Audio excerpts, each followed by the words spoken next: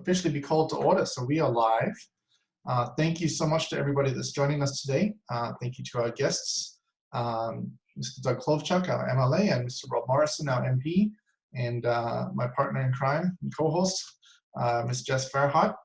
We are on a tight schedule today, and I want to maximize the time that we have with our guests. So I think we all know each other. We don't need to do any major formal introductions. And so we're gonna dive right into it here pretty quick. I did just want to say, first of all, I'd like to begin by acknowledging that the land we are on, or wherever you are located today, for Jess and I, it's the traditional unceded territory of the Ktunaxa Nation, the Kiskinek First Nation, and the Shuswap Indian Band. And we are grateful to have the opportunity to work in this territory and call those our partners in this region. For those of you that are just joining us for the first time in this format, there is a Q&A box at the bottom. We ask that you put your questions in there, and if you see a question that is similar to what you would have asked, we ask that you click the thumbs up button, and that will elevate that question higher up the list so that we can get the most prioritized questions answered for you. If you'd like us to follow up with you, or if you'd like to follow up with any of our guests, please reach out to their offices directly. If you would like to put your information and your subject or topic in the chat box, I will copy that chat box at the end of the session and forward it on to the appropriate party. But first today, I think Doug and Rob, I know you both had a big week, provincially and federally. So if you just wanted to give a quick couple of minutes of any highlights or things you wanted to share today before we jump into questions, that would be great. So I'll start with Doug first. Okay. Hey Doug, before you jump in, do you want me to pull up that presentation to work through? Yes, please. It's a very, very quick one. Next screen, Jess. Yeah, right there. Okay, well, no, next one. Yeah, perfect. All right, thanks everybody. It's great to be here and appreciate the opportunity again. And what I wanted to do is just very, very quickly to give you the best opportunity to ask questions, is just to kind of get a sense of where we are, because we're going somewhere really new in a very short period of time. And these were these slides, the couple slides that I'm going to show you were based on the modeling that Dr. Bonnie Henry and her staff have done, just to give you an understanding. And some of you will have seen these and some of you may not have. But if you look at the interior region where we live, as of the end of April, April 29th actually, we had 174 cases in the interior. There were more cases as of yesterday, but very few in the interior. So we're doing very well provincially, and we're doing incredibly well from a riding perspective, both in Columbia River Revelstoke and in Rob's federal riding as well. So it's something that we want to say thank you so much to the people of British Columbia and everybody who's contributed. The sacrifices you've made have made this happen. So it's a good scenario right now, and it's a good place that we're in. So if you go to the next slide, Jess. This is a very interesting one, and the reason I wanted to show you this one is it kind of gives you direction as to where we're heading. Is that right now with the BC model as we've existed, is that we've been at about 30% of what they call the old normal. So you can see how the graph tracked and where we were in terms of spikes and where we are now in the purple at 30%. If you move to 40% of normal, you can see that things don't really change all that much. And then when you get to 60% of normal is where we're heading right now into phase 2, which we're still in phase 1. And I think it's really important that people remember that, is that the phase 1, and we're still there until the middle of May. And then we're heading towards, or we're trying to model towards the 60% of normal. And you can see that even at 60%, which is the orange line on the graph, you can see that there is a slight spike. So they know that there will be additional cases when you move to 60% of normal, but that's when you get to 80 at 100%, you can see how spikes, those go up dramatically. So I don't see us getting there anytime soon based upon the current modeling that I've come to understand. But moving towards 60 is our goal. So know that there's likely going to be a bit of a spike in terms of cases, but they're also testing more. The great news is that here in the Valley, we've had no new cases for quite some time. So that's very, very encouraging. So we're doing really, really well at that. So we're trying to head into the next phases at 60% normal, and that's the modeling that Dr. Bonnie Henry put out there. And I've got to tell you, I've had the opportunity weekly to actually talk to her live on caucus calls, and she is amazing. She truly is. Her and her staff need to be congratulated as much as we can, because they have really done an amazing job for this province. And it's the encouragement of the British Columbians who've come to this as well. So really, really want to thank everybody and Dr. Bonnie Henry. And you can skip the next one, Jess. Yeah, this is just some more. And in terms of the relaxed distancing, just go ahead and skip that. So anyways, that's all the slides that I want to talk about today. I know that there's a lot of confusion and people are, I was talking to some hairdressers this morning before this call, and I think what keeps me up at night since the announcement the other day is really the lack of clarity and the lack of uncertainty that we have right now going forward. And everybody's still trying to figure that out. But one of the things that I can tell you that the government has come up with a call-in number. It's 188 COVID-19, 188 COVID-19. And that is a direct line that the public can use to answer some of the questions that you have. So we're heading in the right direction, people. It's going to be a new normal. Nobody's really sure what that's going to look like. June 1st might be into phase 3, but it's really dependent on the number of cases that develop. So we've got a road ahead of us.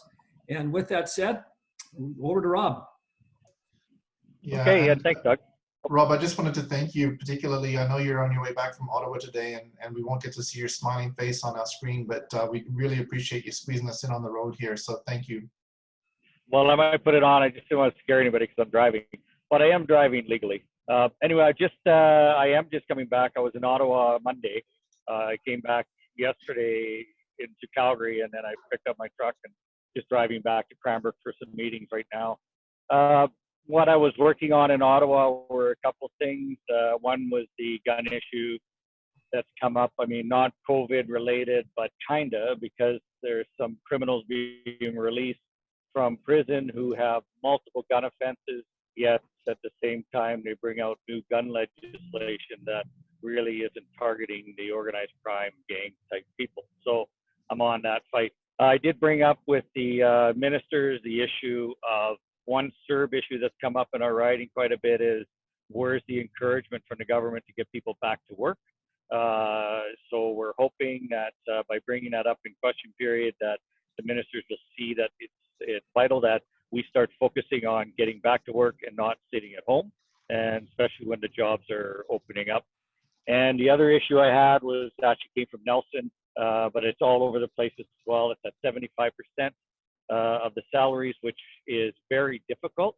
In fact, one business in Nelson had 50 employees, tried to hire 12 back, only 5 qualified because of that 14-day extension. And the issue there is there seems like they're making the business owners responsible to monitor what's happening with CERB, with their CERB employees. So I was trying to get the government to let the businesses get the staff they need, and if there's some CERB issues, deal with the individuals who are applying, not with the businesses.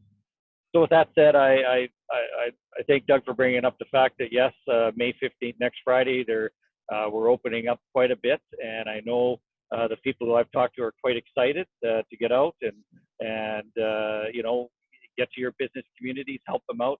Some of our businesses are barely going to be able to open, so it's just so important to get out. There's nothing to be afraid of, and I was glad to be in Ottawa to be in question period again. So it's good. I'm hoping that come in the next few weeks we will have Parliament again, and we'll get back to somewhat where we can make the government accountable. Thanks very much. Just also, Jess and Peter, just some recent job numbers. In the last 2 months, British Columbia has lost 396,000 plus or minus jobs. So we're at an unemployment rate right now of about 11.5%, which is unprecedented in this province. So it hopefully that we'll start to see those numbers start tracking the other way.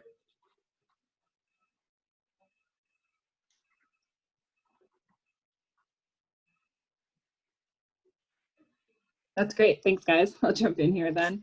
Yeah, thanks for a great overview of where we're at. And now we're going to open up to the floor. We see lots of really great questions coming in.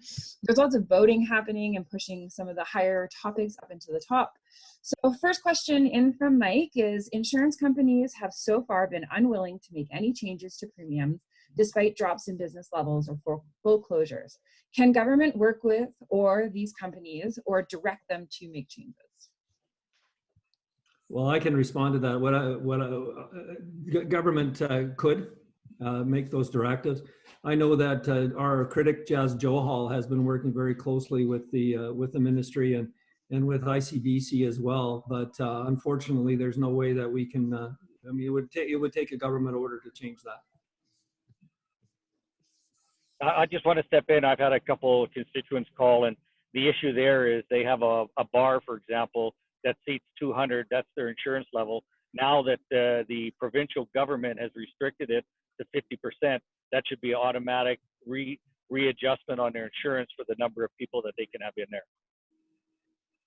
Yeah, and great points, Rob. And that's unfortunately not happening. But I can tell the constituents that are listening right now is that our critic is on this as best as he can be.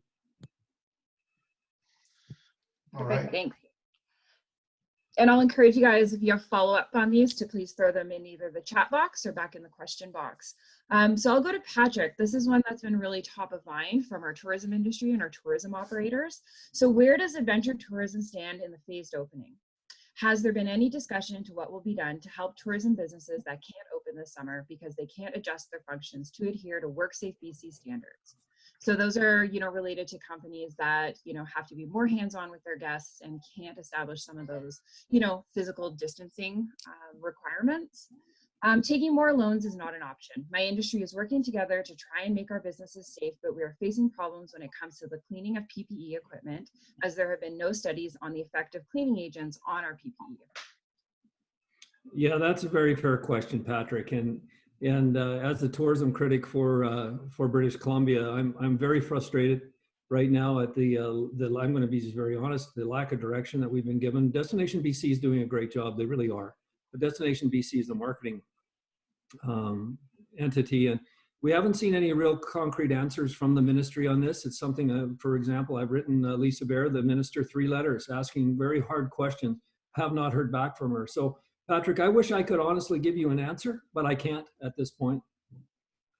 We have not been given any direction from this government about what the plan on tourism is going to look like in terms of recovery.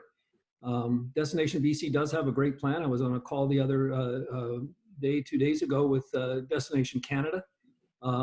They're very aligned with one another, but from the ministry itself, Patrick, there's been there's about $171 million still out there that they haven't used for small business. So again, I apologize, but I do not have an answer for you. Maybe I'll just pipe in for 1 second on the federal side. I've got the national parks, the Fed parks, but we've also been talking with several business owners in the tourism trade on what federal government, how they can step in to help reopening, especially with the confines of the physical distancing and that. So I wouldn't mind an email from Patrick if I could, just to follow up with it. And just to that as well, you're going to see hopefully in our local paper, in the Pioneer, and all the other media outlets, including the radio, I'm going to be releasing an op-ed today acknowledging the very unique challenges that our valley is going to face around tourism, and adventure tourism is part of that. So, Patrick, again, I know that your business is coming up, and I know it's really important to you, and it's important to us here in the valley.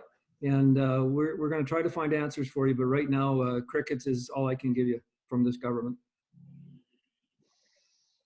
Great, thank you. I'm going to kind of combine 2 questions here. They kind of offset each other in different ways. So maybe this goes to Doug first, and then I see there's a couple of federal ones that are going to come up for Rob here. So is there a timeline for when out-of-province visitors will be permitted to enter to BC and participate in outdoor tourism? That would be from Ian.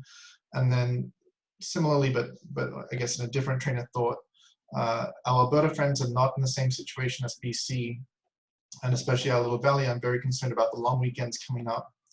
What is the plan to protect us as we are the ones most at risk? So that was from Deborah Fisher, and the first one was from Ian Scheller. So just in general, and I can speak to that. You know, I've been very vocal about this. Premier Horgan, in his announcements yesterday around the new surgery processes and procedures, was asked by Keith Baldry, a reporter in Victoria, are Albertans welcome in British Columbia? And the Premier said you know, there's mobility rights involved here. But he also said very clearly that amongst all of the premiers that he's spoken to, which is all of them, they've asked people not to. And he told yesterday, said it out loud, that for now, Albertans need to stay at home. That said, we know that's not going to happen. We know that's not happening. And I know that the mayor of Kimberley, I was on the phone with him this morning, Don McCormick, and they're putting together a strategy to look at some protocols that will suggested for second homeowners to come back out. I know that there are second homeowners that have contacted me as recently as yesterday, said, listen, we're coming, but we're bringing our own groceries. We're going to be in the house. We're not leaving. You know, I just wanted to let you know that that's what we're doing. So we can't stop them from doing that. And as far as the safety issue is concerned, it's a great question, Deb, and I think it's a question that's on the mind of a lot of people, is that we're not through this COVID-19 business. We're not done with this yet. And Bonnie Henry said that clearly yesterday. So what we have to do as individuals is to continue to do what we've been doing so very well, the self-isolation, the self-distancing, the hygiene around all of this. If we continue to do as individuals what we've been doing so far, and we've done it so very well, we should be all right. So, you know, we're not going to be partying with large crowds of people, and we're not be, you know, hanging out with everybody. But some of those rules are going to be changing, as you know, come May and June, middle of the May and June. So, Deb, I totally understand what you're saying. The best way to protect ourselves is to continue to do what we've been doing, because we from any province, including British Columbia, Mr. Horgan yesterday asked British Columbians not to travel to their homes and their summer trailers. This isn't just about out of province folks, it's also about British Columbians as well. So as far as safety goes, I know that Deb, you and your family are going to be practicing what we've all been practicing. Susan and I are doing the same thing. So we've just got to stay the course until this is over. Great, thanks very much, Doug. Rob, did you want to make any comments on that one, or should we go to the next question? Let's go on to the next question, because again, I'm very positive. I think our media is not doing us any favors, in that everything we talk about in the media is negative. We're still talking about how many deaths per day, how many cases. We need to start talking about where we're going and start getting some positive vibes out there, so people start to get more comfortable and start to understand that this is a temporary issue. We will be moving forward, and our businesses will survive with the help of everyone around. That's great. Thanks so much for that, Rob, and to Doug. Talking to our question box from Aaron, as a business owner, I am wondering if the BC government is going to be providing guidance around liability for business owners and COVID. What a great question. What a great question. And I thank you for that question. And again, with the new release right now that has just come out 2 days ago, and I've said it on social media, and I've said it in the media, it's about as clear as mud. So at this very time that we're talking, I don't have an answer for you, because the government has not provided us any direction in relation to that or so many other things. Great. Rob, anything No, from the federal level that might provide some perspective? Pretty well, that's, as Doug was mentioning, that is a provincial responsibility totally. I don't know how the feds would even get involved in that sort of an issue. Great, thank you. A question from Deb Fisher. With the newest information on COVID in children, how are we to make sound judgment on opening up here? Maybe that's a two-part question, just around childcare and just opening up in general, perhaps. Deb, if you wanted to add any more comments down further in the chat box to clarify that, please do, but maybe that's a question locally for Deb. So around childcare, they're still developing what that's going to look like around, especially around essential services, which we all know people have been doing. As far as the schools opening, again, I'm sorry, but it's as clear as mud right now. The Premier did allude to that there would not be until September, but we might see some gradual, implementation. Some school districts in the province have called their teachers back for at least one day a week to start in preparation. But again, Deb, great question. I wish I could provide you with more concrete answers, but we have not, as of this date today. I mean, they just rolled out their plan 2 days ago, basically, and with no real follow up to it. So, what we can do is, I've got staff on this call. We'll certainly note your question, and when we find out more information, we'll get directly back to you.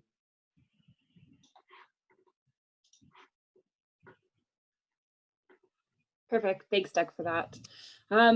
To Michael Anderson's question, so around the recent announcement that, the long-term phase 4 will see the return of conventions and larger scale events, the question is the provincial government going to recognize the differences between large conference hotels downtown Vancouver and resorts in rural environments, as we have in the Columbia Valley? And kind of follow up to that piece is the concern is about being painted with the same brush as high density cities. So will there be recognition of events in rural areas or convention attraction, and how could that potentially differ from those in larger cities? That, Michael, that is just an outstanding question, and it's a question that as recently as yesterday I had a rural caucus call with my colleagues from all rural British Columbia MLAs, and we were talking about being painted with the same brush as the Lower Mainland. So we believe, and we've suggested to the government, my leader, Andrew Wilkinson, has written a letter to the Premier with providing some thoughts from us that should be applied to the reopening. We've got to have a rural strategy as opposed to a British Columbia strategy overall. So to answer your question, there is nothing right now, but it's certainly something that we're pushing for. There has to be a rural lens put on this because we are different than the Lower Mainland. And it's time that we started to get recognized for that differences, because we can do things differently out here than they can in the Lower Mainland. And it's something that I know that myself and my party, my leader, are pushing for.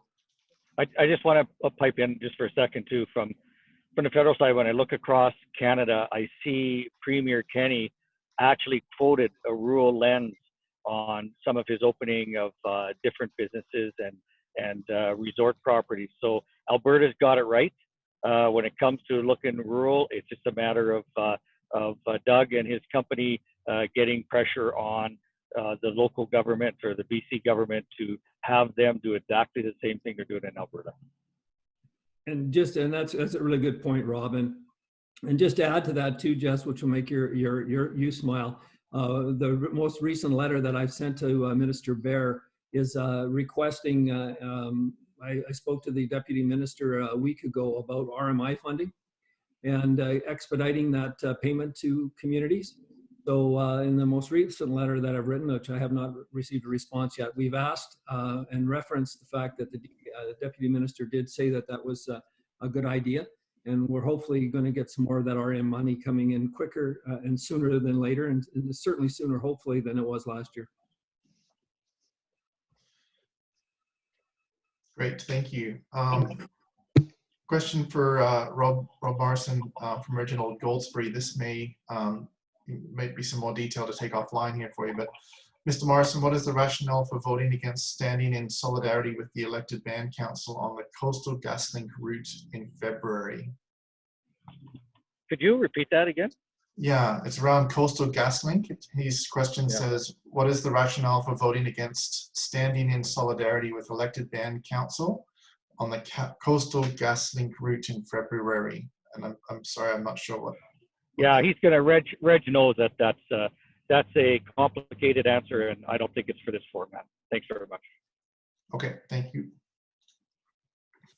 Thanks for that. So diving back into tourism related questions from Ian, just to follow up, Doug, is there any timeline, best and worst case scenario, of when out of province tourists will be welcomed back into BC? At this point, no. I mean, you have to, you just back that up a bit, is that Alberta tourists right now can travel into British Columbia. There's nothing that's preventing them to do that. And I think people need to understand that, is that there's no blockades, there's no RCMP standing there. That's just not happening, nor will it happen. So it's not that Albertans are not welcome to come here right now. They still are, and they will. The Premier has asked, because of health reasons, both premiers, Premier Kenney and Premier Horgan, have asked that people stay at home in their own communities for now. Not forever, but for now. So I think it's really important that we clarify that, is that out of province travelers are not being prevented from coming to this province. So there isn't really a timeline that is associated with that question. Will there be a timeline where the premiers on both sides of the border and other premiers can say, okay, you can travel now? Non-essential travel isn't going to happen. Maybe that will. I don't know what date that would be. But I think it's really important that people understand is that out-of-province travelers are not being prevented from coming here. So there's no timeline for that because it's not happening. Yeah, I just want to just tap into that a bit, Doug, too. I think if it was me with my communication strategy for this call, it would be focusing on the reopening of the businesses next Friday, of how well we've been so positive, how well everything's going, the very few cases, everything positive. I think I would leave the Alberta issue to the premiers. They both said exactly the same thing. I don't think by continually getting out into the media to say, listen, Albertans know they shouldn't be here, I'd leave that up to the premiers if it was me. That's my advice.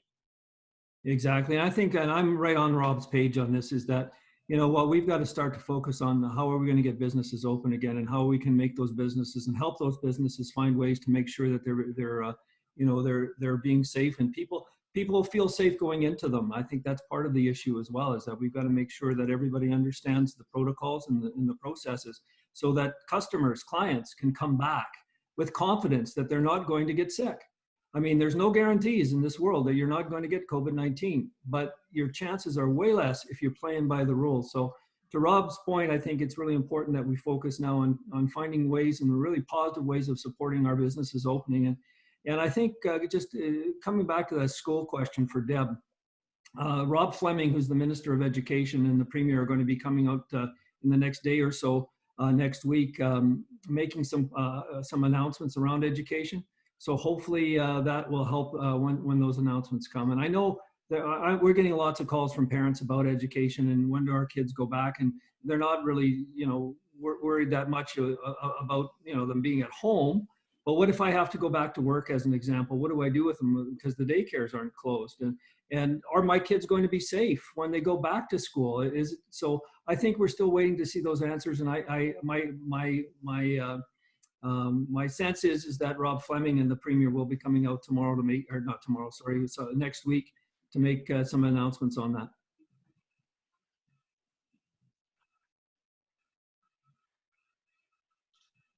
Great, thank you, Doug. Rob, you mentioned the gun rules in your opening, and Deb Fish just had a quick follow-up, I think, to that. What is the plan with the new gun rules that target the wrong people altogether?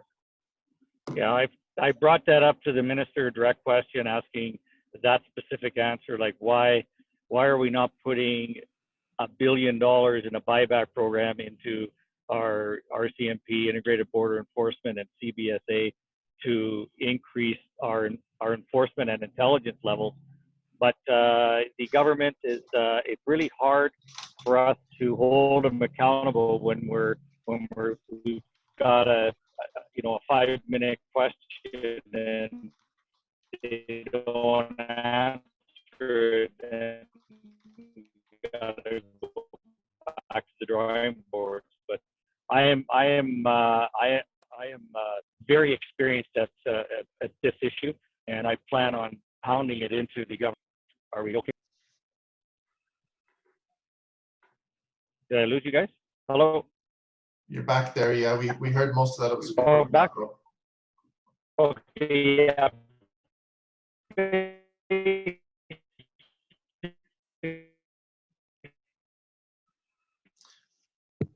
think we'll just have to give him a minute to get back into coverage range. Rob, can you hear us?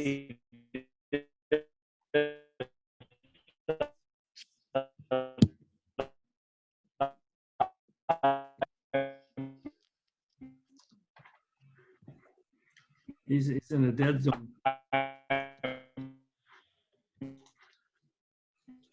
Rob, I just went ahead and muted you. We'll come back to you here in a sec if we can get some better coverage for you. Back to, Really aware. Yes. Go ahead, Doug. Rob's back. No. Nope. I think we need to unmute him.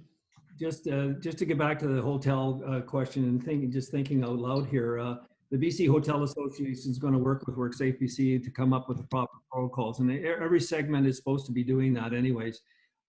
So hopefully we're going to find what those protocols are looking like, and hopefully those protocols will speak to the differences between rural and urban as well. I know that we've gotten a lot of calls about Airbnbs. That's really, again, as clear as mud right now. So if there's any of those questions out there around Airbnbs, we're still waiting to hear about that. Yeah, that's a great segue. There was a quick last question in the chat box there. Just, you know, hopefully these requirements will come out, because if there's not some level of consistency in the valley, then it could potentially have a negative outcome, especially if there's different operating standards amongst different properties. So it'd be really great to see some level of recommendation and clarity across the board. And I couldn't agree with that comment more. The thing is, again, that keeps me awake since the last announcement is the inconsistencies that are here right now. Right now, we need clarity. To open our businesses correctly and properly, we need to have clarity, because people can't be guessing at this. And it's going to be incumbent on this government very quickly, like yesterday, to start putting some processes in place so people can find that clarity and open their businesses with confidence, because they have to get open.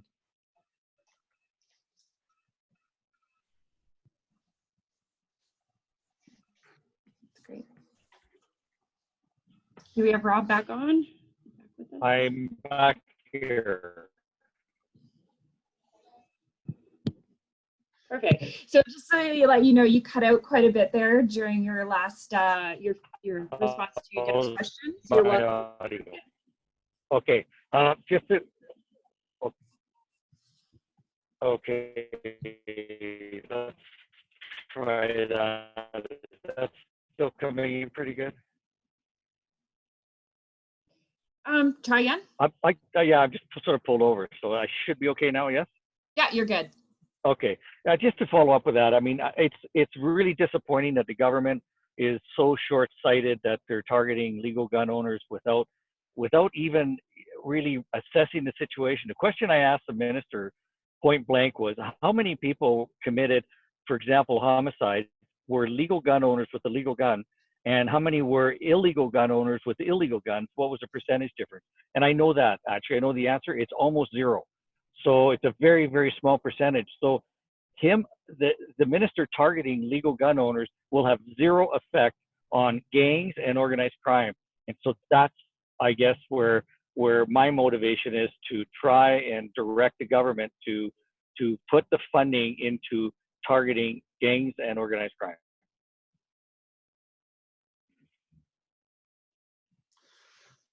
Great, thank you, Rob. Deb, I just saw your question or comment around some folks that need assistance in your organization. Maybe let's take that offline. Give me a call. We are trying to pool together a bunch of resources in general right now.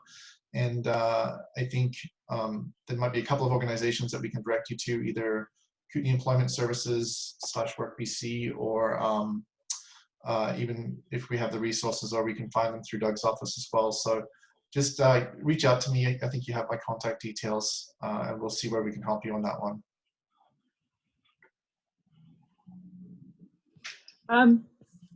So thanks everyone for the question. Pete and I are just going to put out a 10-minute kind of warning on the call. So if there's any last-minute questions, people want to get those into the question and answer box, we'll make sure that we get them to you. Some of what's in there right now, Doug, is just around clarity around protocols from WCB, CDC for COVID-19, but they continually change every day and are costing a ton of money and time, especially for those that are currently operating and have been operating throughout the pandemic.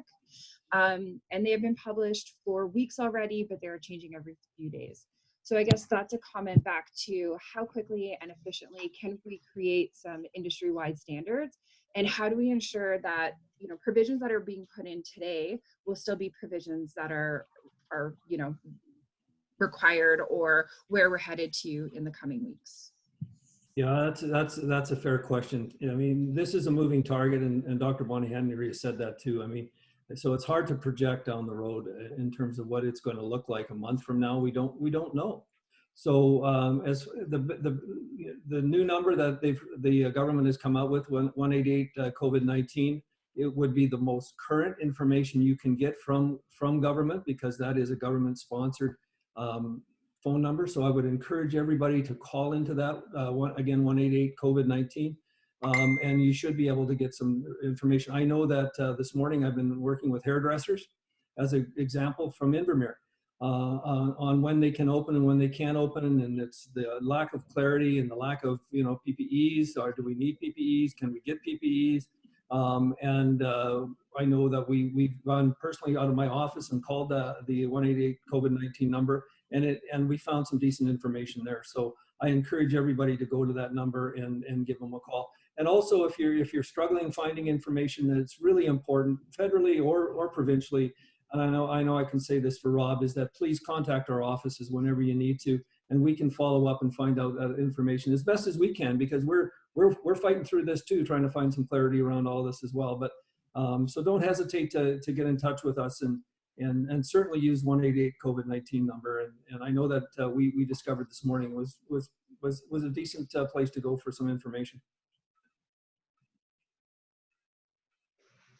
Thank you, Doug. I'll just add to the PPE comment.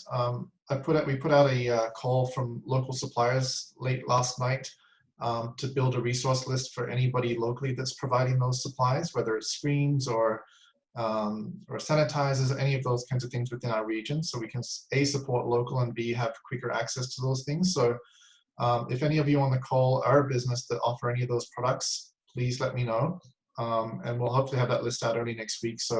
And it'll be an evolving list as most documents are these days, but at least it'll be hopefully a great resource for local businesses to call a neighboring business to get what they need from a PPE standpoint. And then real quick, Mylene, yeah, I see your comment here. I received an email from our school district starting, potentially for school starting on June 1st. I got that same notice. My interpretation of that is it's a voluntary return to school. So if a family is managing okay, or students are managing okay, then they're not mandated to go back to school. If a family needs that in-school support, then I think June 1st is the time that will be offered. Right. I would encourage everybody to wait for the announcement from Minister Fleming and also the Premier for clarification on all that.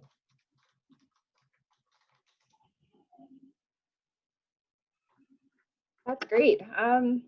So barring no other questions, oh, here comes the one just as I was about to call it. One more quick from Ian. Doug, if I could ask you to put pressure on the BC government to let us know if group tourism, whitewater rafting specifically, will be permitted to run this summer. If we are not going to be permitted, the sooner we know, the better. Right, and as I said, I've got some of my colleagues on the line right now, and we'll take that question down and we'll find an answer for you. And through Peter or Jessica, make sure that we've got your contact information so we can get back to you directly.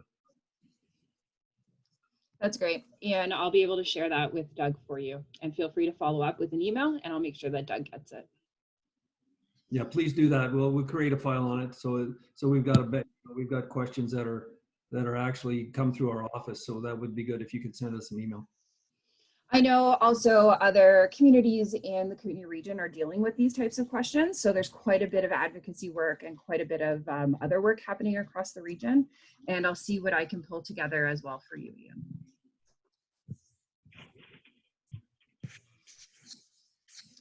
Perfect. All right. Well, thank you everyone for joining us today. It's been an amazing panel.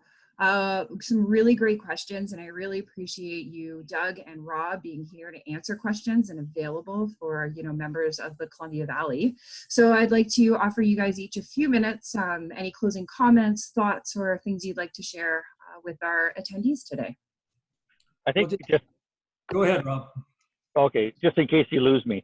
The next meeting, I'll make sure I'm in an office. I just got held up in Calgary this morning because I had a meeting with Ottawa, and by the time I left, I was hoping to be in Cranbrook by 11, but I'm not even there yet, and I've got a meeting at 12. So I apologize for cutting in and out, and thank you so much for having me on. My office, the phone numbers I think it's been given, and emails if you need any help with anything and any issues you have. I look forward to hearing from you so that we can work on those to help everybody get back to work and a healthy back to work, and everybody can benefit from the fact that we've done such a good job so far. Thank you so much. And I'd just like to say thanks to everybody as well, and the opportunity to, this is a great forum and a great means for which we can communicate, and thank everybody for doing, we have to continue to do what we've done. We can't let up, and as our business is open, and they're going to be opening soon, we've got to make sure we can find ways to make sure that you as a business owner are feeling comfortable with the protocols that you have to do, because WorkSafe BC can come and you have, as an example, we didn't talk about is that you're going to have to be required to put a business plan of some sort up on your window or some posting to let people know what your plans are. And that can come from your sector leaders as well. So I just want to thank you all. It's exciting time to try to get this thing back and going. It's like, I agree with Rob, there's always opportunity in crisis. And I think a lot of people are seeing that. And if you need any help from our offices, please make sure that you reach out to us. And again, if you're able and can afford to, please donate to your food bank. Great. Well, with those great comments, thank you, Jess, for helping or for putting this on with me today. Thank you very much to Doug and Rob, and thank you to our attendees for all the great questions. I know we were a little bit tight on time today, but we will hopefully do this again in the next couple of weeks, 2 or 3 weeks. Peter, one last point. I just want to thank our MP. I know he's really new at being an MP, but he's doing a fantastic job. And I'll tell you what, my offices and his offices are working really well together. And I really appreciate how collegial Rob has been in working across, federal and provincial lines. And I just wanted to say that out loud. I really appreciate it, Doug. Thanks so much. All right. Well, on that note, thanks for the positivity. Have a great rest of your Friday, and have a great weekend. And we'll be in touch soon, I'm sure. Thank you so much, everybody.